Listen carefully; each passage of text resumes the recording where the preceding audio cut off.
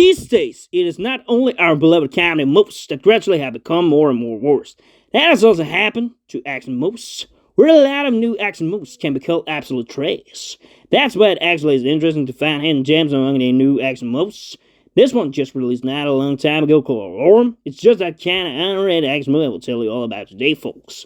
In the first good feature of this movie, we will talk about the action scenes, because those action scenes are actually longer and intenser than in a lot of other action movies.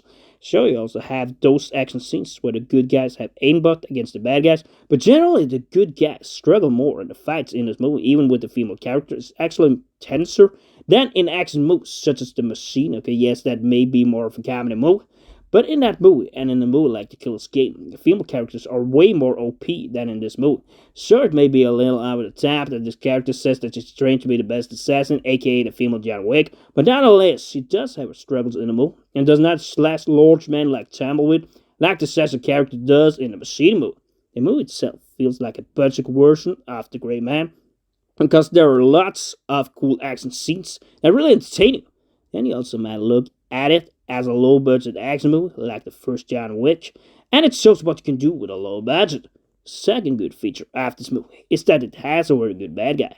That bad guy is played by Matt Coulter, that you might know from Luke Cage The Moral Show.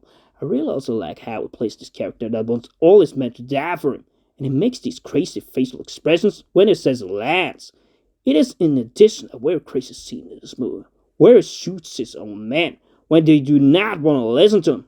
Another incident is when he shouts out American Joe to the main character, played by Scott Eastwood, and there's a certain kind of tension between them.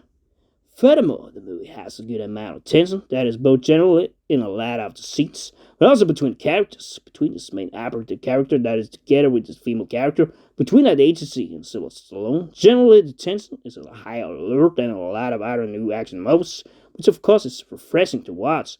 Another positive thing to talk about in this movie is how we see this decent role from Sylvester Stallone, and in many ways has had a new renaissance after his role in the show Tulsa King.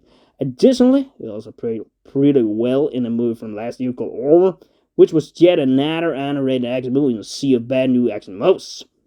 Another positive inflection with the movie is how we see this movie that does not need a long backstory or a long build-up before it starts with the tension and action.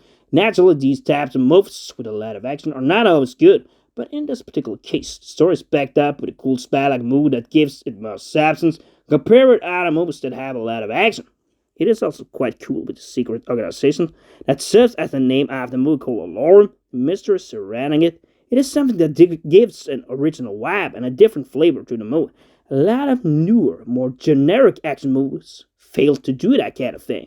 The movie is furthermore boosted by this twist in the end that really baffles you. Man, in latter parts of the movie, they made us think that Sylvester Stallone had poisoned the Scott Eastwood character with a flight pill, but it is actually the other way around, as you see in the end, where it actually is Sylvester Stallone that has been poisoned by the lead character instead.